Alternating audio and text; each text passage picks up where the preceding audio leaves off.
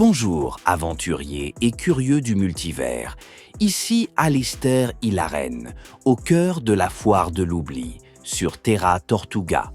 Cette année, les organisateurs ont fait appel à une sécurité inhabituelle, des contingents de la Légion de la Nuit.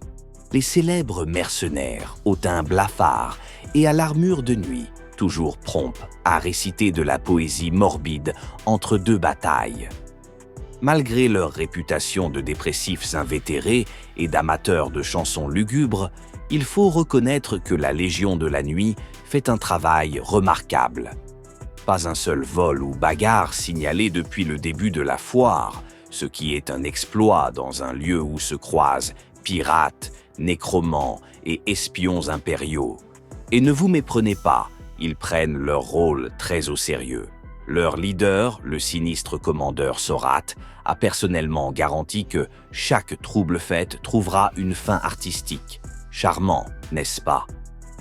Mais la question sur toutes les lèvres est: qui les a engagés? Certains disent que ce sont les pirates de Terra Tortuga eux-mêmes, désireux de protéger leurs profits. D'autres prétendent que Golachab, l'insaisissable collectionneur, aurait soudoyé la Légion pour veiller à ce que ces transactions restent discrètes. Et si c'est le cas, cela soulève une autre question. Que cherche Golachab à la foire de l'oubli?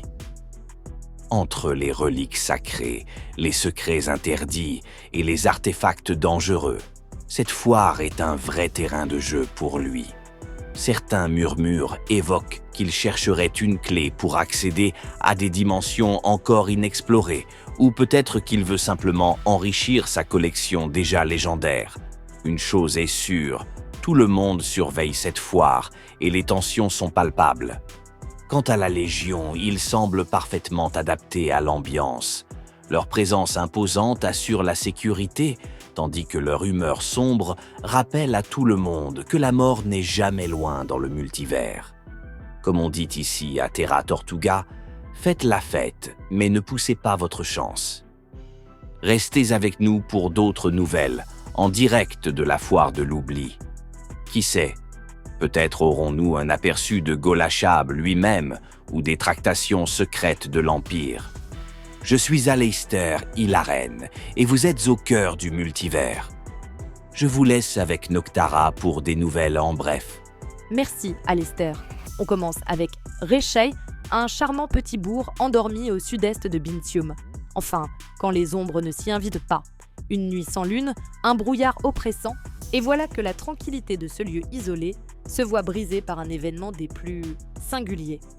Tout a commencé par une taverne bruyante, un ivrogne prétendu nommé Willart et des poches bien trop pleines de saclador pour être honnête. Mais comme toujours, les choses à Reshei ne sont jamais ce qu'elles semblent être.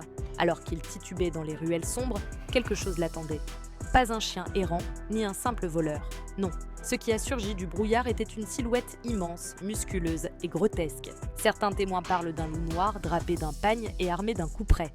Oui, vous avez bien entendu, un loup qui parle. Mais l'histoire ne s'arrête pas là. Selon les rumeurs, et croyez-moi, à Reshei, les rumeurs sont aussi épaisses que la brume, ce loup aurait un lien avec les fils de Rem, ces fameux Wolfen qui parcourent le multivers en quête de vengeance et de proie. Pourquoi Reshei? Pourquoi maintenant?